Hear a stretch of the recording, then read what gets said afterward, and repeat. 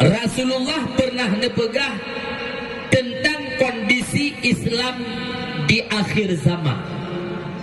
Nepegah li Nabi, yusiku umamu antada'a alaikum kama tada'al akalatu ila kas'atiha. Nepegah li Nabi, yusiku tawakat kamasa diatuh umat long diatuh urung Islam. Nepegah li Nabi, di mana orang Islam masanya akan diserbu berbagai macam penjuru, akan diserang jumpa mutuah berbagai macam daerah.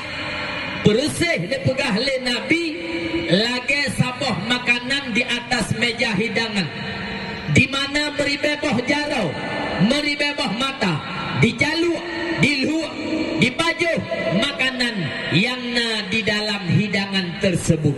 Kipan musuh kondisi makanan bila mana meribeboh jarau kenan diluak, meribeboh jarau kenan dipajuh jumpa mutua. Kipan kondisi makanan nya mungkin getanyo hana tabuh pikiran kenan, akan tetapi para sahabat nebuh pikiran jumpa mutua karena makanan yang diserang, yang dipajuh ni ibaratkan lagi kondisi Islam di akhir zaman. Sehingga para sahabat bertanya, wahai Rasulullah, apakah umat Islam berakhir namun singoh sedikit wahai Rasul? Dijawab oleh Rasul, tidak. Bahkan umat Islam singoh berakhir namun lebih le ketimbang getanya orangnya. Sehingga hoyang tajak pat yang tadu dimanapun getanya berada, umat Islam selalu ada, hana secara mayoritas nah secara minoritas. Akan tetapi umat Islam berakhir namun nepegah li Nabi bersih lagi kuboh bak bineh laut.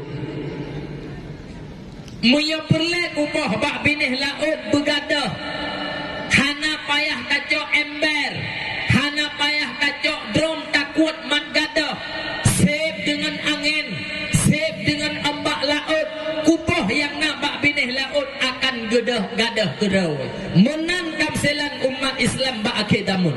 Umat Islam banyak, akan tetapi umat Islam tidak bersatu.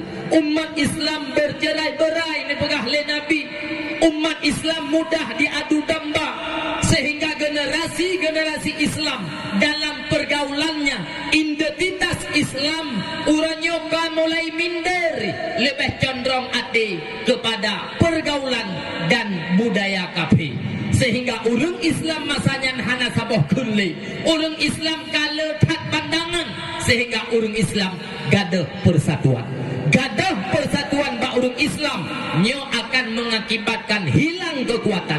Gadah kekuatan bak umat Islam, mi mutuah, abu mutuah, abang mutuah, lunggek begah malam nyo bak aro Nabi nyo yang dicita-citakan le kafe laknatillah.